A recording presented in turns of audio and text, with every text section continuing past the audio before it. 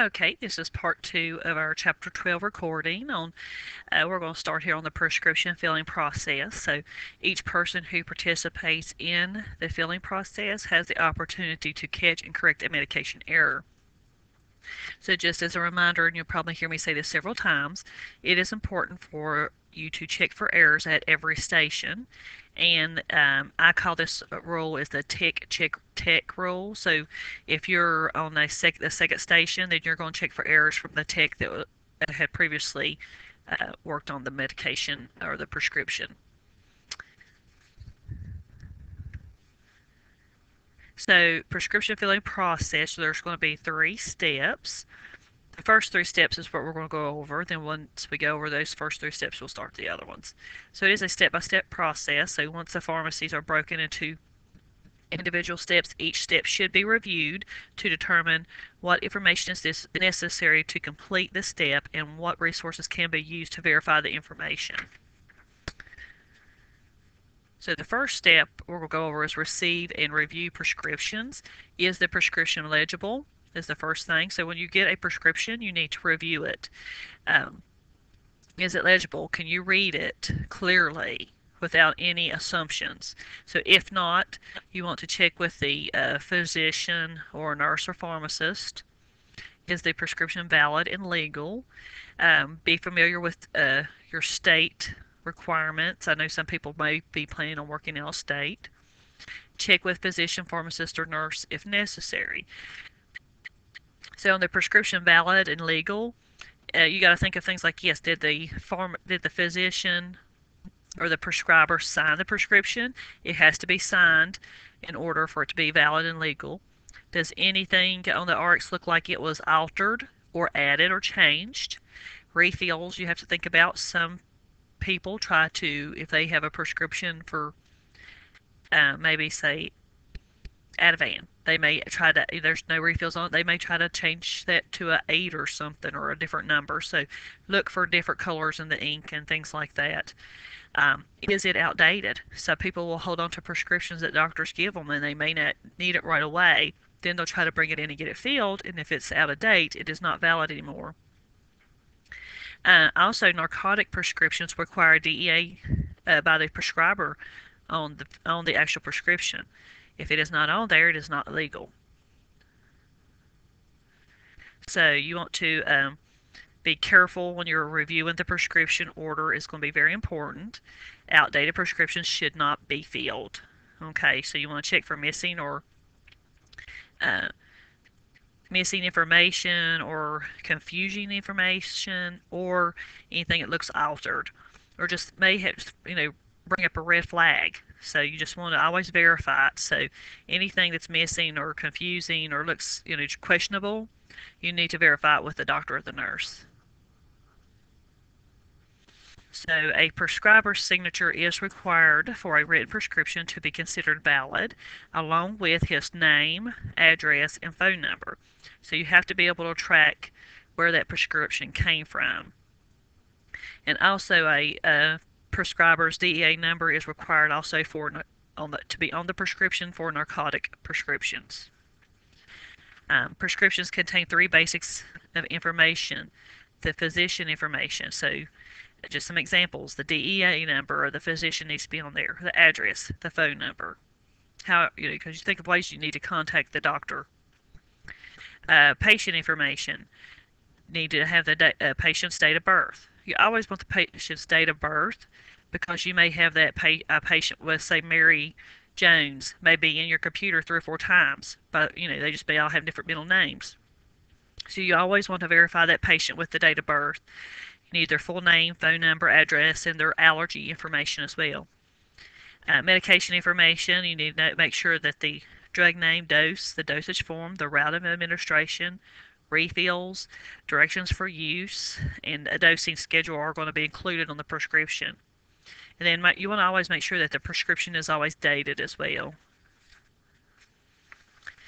So requirements for valid prescriptions, of course, may vary from state to state, so that's why it is important to make sure that you know your state's regulations. A prescription, of course, is going to have 3 basic types of information that we just went over. The physician information, oops, let me go back.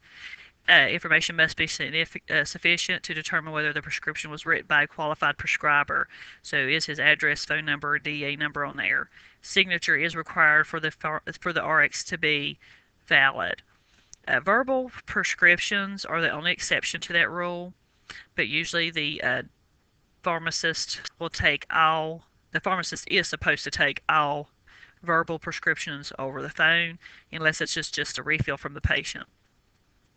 So a verbal prescription should include all the information necessary to verify the caller is, in fact, a valid prescriber or his or her designated agent. And as you work in the pharmacy, you'll get used to the specific places and who works at which place. Patient information should be detailed enough to pinpoint the individual, like full name, address, date of birth. Date of birth is one of the most important ways to identify a patient. Phone number, also allergies, which is not on here. So date of birth and allergies should always be included on the prescription. This is information, of course, that can help to confirm the appropriateness of the actual medication. Medication information must include the drug name, dose and dosage form, route of administration, refills or length of therapy, directions for use, dosing schedule. So the absence of one of these pieces of information opens up the way for different types of medication orders. Sometimes can make errors, cause errors. So dispensing the wrong medication, the wrong formula, the wrong dosage or strength can cause errors or errors. So if you're looking at a prescription, a leading zero should precede values less than 1, but a 0 should not follow a decimal if the value is a whole number. When you enter this step 2, enter the prescription into the computer, you want to make sure that the data entry involves inputting into the computer information from the hard copy of the prescription. This should be done accurately. Okay, so several pieces of information need to be checked to ensure that the patient receives the correct drug, dose, and dosage formulation.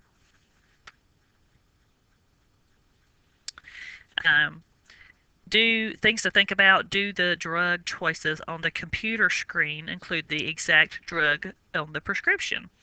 So this right here gives you an example. You may need to cross-check the brand names and the generic names.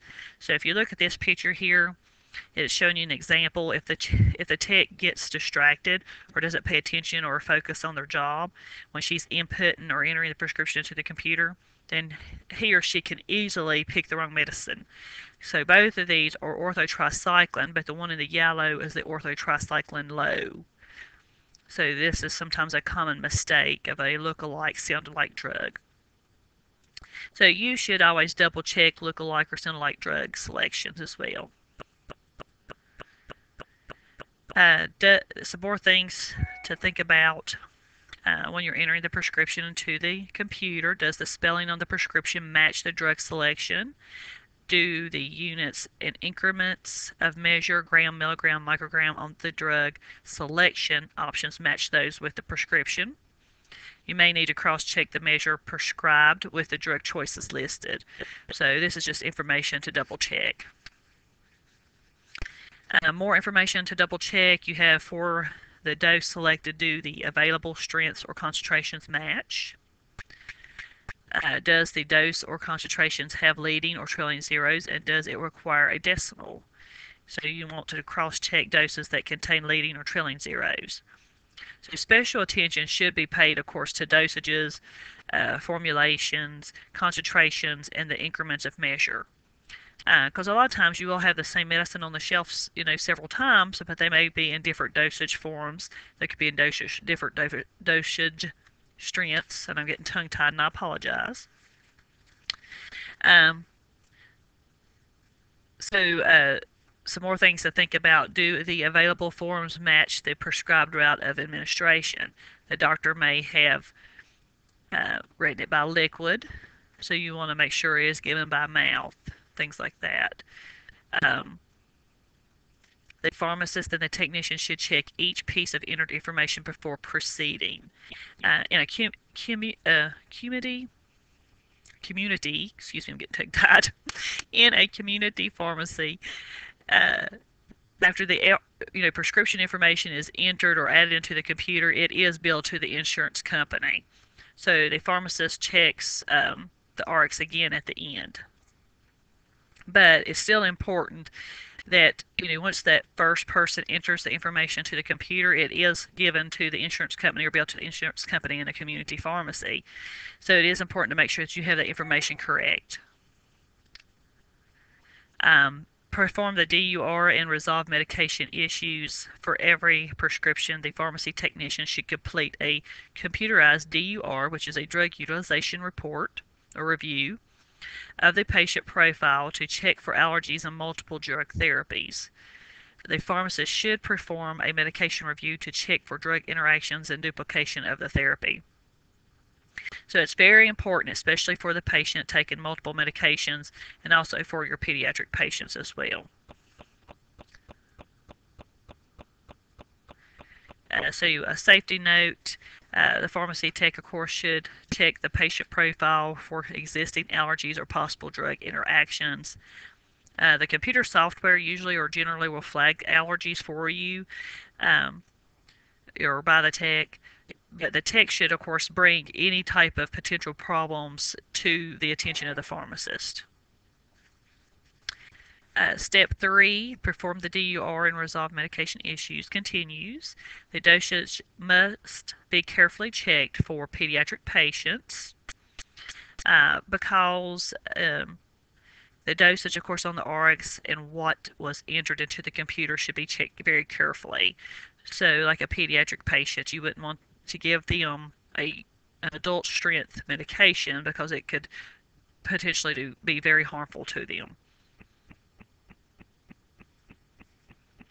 Also, sometimes the physician may make the mistake and put an adult strength on a pediatric patient.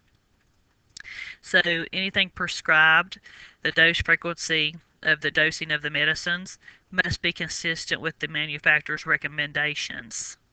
Okay, so you need to check that if it gets flagged in the computer or if you notice it, you need to bring it to the pharmacist's attention so that he can double check it with the physician. Older patients, of course, where age-related declines in the liver and kidney functions may make it necessary to lower a dose.